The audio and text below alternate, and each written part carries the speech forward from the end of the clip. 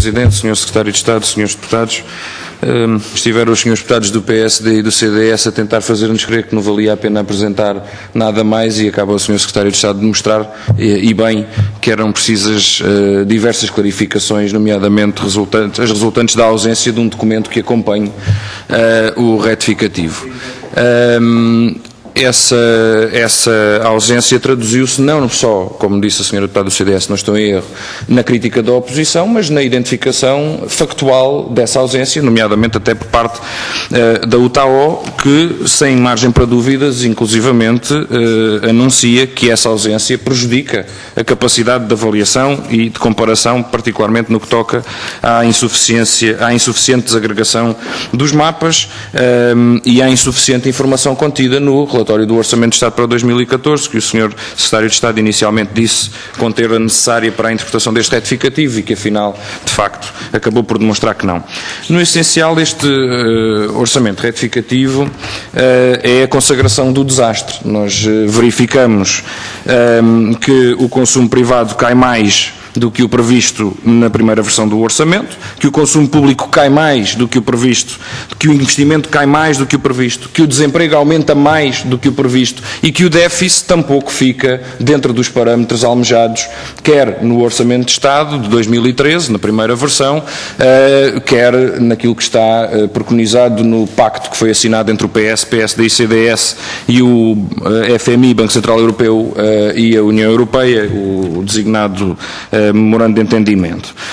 E, portanto, aquilo que verificamos é que há aqui um reconhecimento do desastre, não um reconhecimento político, que esse o Governo teima em não fazer para prosseguir esta agressão contra os portugueses e este assalto dirigido aos portugueses, mas uma consagração factual. A revisão em baixa da recessão, comparado com o primeiro orçamento, vem nesse sentido. A revisão em alta, quando comparada com o retificativo de maio, vem demonstrar-nos também um elemento político interessante, uma questão política interessante. É que, se não fosse o chumbo do Tribunal Constitucional a algumas das medidas contidas no Orçamento de Estado de 2013, os números seriam ainda piores, nomeadamente o da recessão. Ou seja, não fora o chumbo do Tribunal Constitucional, nomeadamente quanto ao pagamento dos subsídios de férias e de Natal, a recessão não seria a prevista, mas provavelmente seria ainda maior. O que significa isso? Significa isso que, se tivesse sido levado a cabo intacto, tal como pretendia o Governo, o Orçamento de Estado de 2013, sem a intervenção do Tribunal em defesa da Constituição, o resultado seria ainda mais catastrófico do que este que temos aqui plasmado neste orçamento retificativo. Temos algumas questões sobre o articulado e, tendo em conta que estamos na introdução do debate na generalidade, eu aproveito para fazê-las, ao contrário do que nos foi aqui feito crer, ou que tentaram fazer-nos crer que são questões de preciosismo e questões muito cirúrgicas. Bem, eu não diria que não são cirúrgicas, mas levantam as maiores dúvidas. Senhor Secretário de Estado, a maior parte dos artigos que nos apresentam com este orçamento retificativo são de alargamento de benefícios fiscais, portanto, de aumento da despesa fiscal. E começo por perguntar o que é que justifica o aumento dos benefícios fiscais ao offshore da Madeira. Qual é a taxa efetiva média de IRC que tem sido paga pelas empresas sediadas no offshore da Madeira? Os últimos dados disponíveis são de 2009, ao contrário de outras áreas do país, nomeadamente em que podemos ter estatísticas mais recentes, mas da Madeira só temos até 2009. E em 2009 a taxa efetiva de IRC na Madeira não passava dos 0,19%, 0,2%, 0,2% de IRC. E agora, o orçamento retificativo vem alargar os plafons de benefício fiscal para as empresas, pela criação de postos de trabalho, aliás, como já estava na legislação. Perguntamos, em primeiro lugar, qual é a taxa efetiva média dos últimos anos, tendo em conta que não temos disponível esses dados, o que é que justifica o alargamento dos benefícios fiscais às empresas do offshore da Madeira, ao offshore da Madeira, E o que é a criação de 1 ou 2 postos de trabalho, por exemplo, porque está escalonado, não é? 1 a 2 postos de trabalho, 3 a 5 postos de trabalho. O que é um posto de trabalho neste caso? O que é que conta como um posto de trabalho? Um empregado colocado a tempo parcial conta como um posto de trabalho? Uma pessoa que trabalha 1 hora por semana conta como um posto de trabalho? O senhor Secretário de Estado saberá, tão bem como nós, que das 2.981 empresas sediadas no offshore da Madeira, 2.435 não têm trabalhadores, 107 têm um trabalhador, 39 têm 2 trabalhadores e 97 têm mais de 2 trabalhadores. Portanto, são várias as questões que se levantam sobre a necessidade do alargamento do benefício fiscal, tendo em conta, Sr. Secretário de Estado, que em 2009, por via destes benefícios fiscais e por via desta taxa efetiva paga pelas empresas do offshore da Madeira, o Estado abdicou de recolher qualquer coisa como 930 milhões de euros. Isto numa altura em que se fala de austeridade e de dificuldades e das famílias sentem um pouco a austeridade, como disse ali o PSD, bem, quer dizer, as famílias sentem um pouco a austeridade, mas estes sentem e bem a folga. E, Sr. Secretário de Estado, julgo que era importante fazer essa comparação. Sobre o incentivo, o Sr. Secretário de Estado já fez essa clarificação, era importante que a Sra. Deputada do CDS compreendesse que nós estamos a falar do Estado abdicar da receita, mas do beneficiário deste incentivo poder abdicar dele para a IPSS ou para a Igreja que entender, que é mais ou menos o mesmo que pegar naquilo que vai receber por deduzir as faturas e ir entregar à entidade em causa, portanto, não é mais do que isso. O Estado aqui não tem diretamente uma palavra a dizer. Mas temos ainda mais alargamentos de benefícios fiscais, nomeadamente com a introdução dos instrumentos financeiros híbridos no artigo 3º, que se refere aos valores mobiliários abrangidos no regime especial de tributação que é alterado por este orçamento retificativo. E nesse caso também importava que o Sr. Secretário de Estado pudesse aqui explicar-nos até onde vai este conceito de instrumentos financeiros híbridos, quais são aqueles a que se pretende alargar e porque é que já desde o passado regime legal aplicável são abrangidos por este regime especial os valores mobiliários da dívida pública, mas porquê os da dívida privada? O que é que justifica que os valores mobiliários representativos de dívida privada, não pública era a terminologia anterior, agora privada surge aqui como alteração e de certa forma era importante clarificar qual o motivo político que justifica essa necessidade.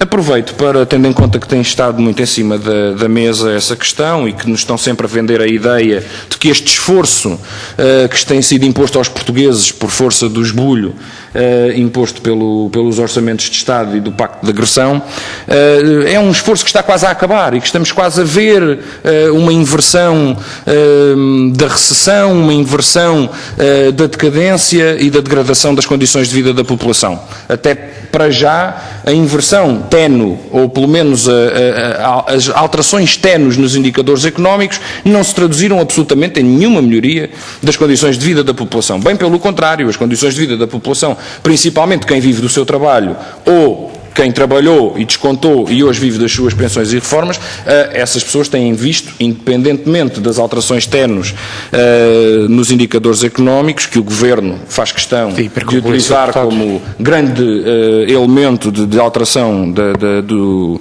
percurso económico que o país percorre, mas ainda assim gostava só de deixar esta nota. Se o Sr. Secretário de Estado, que presumo subscreve essa mensagem, de que é um esforço que temos que fazer este final de 2013 e o próximo 2014 para sair desafogadamente deste memorando de entendimento e entrar naquilo que seria todo um novo mundo, o do programa cautelar, uma coisa absolutamente extraordinária, completamente diferente daquela que tem vindo a ser imposta aos portugueses, se conhece o tratado orçamental e o mecanismo a que nos referimos com o programa cautelar. É que o programa cautelar, na sua definição no tratado orçamental, é muito claro e deixa muito clara a necessidade da intervenção quer das instituições estrangeiras que atualmente participam no memorando de entendimento já afirmado, no programa de assistência, chamado Programa de Assistência já firmado atualmente em Portugal, portanto, o Banco Central Europeu, a União Europeia e o FMI sempre que possível, portanto, é isso que diz no Tratado Orçamental, como diz mais, que é necessário um memorando de entendimento e um memorando de condicionalidades. Muito obrigado, portanto, Sr. Sr. Secretário de Estado,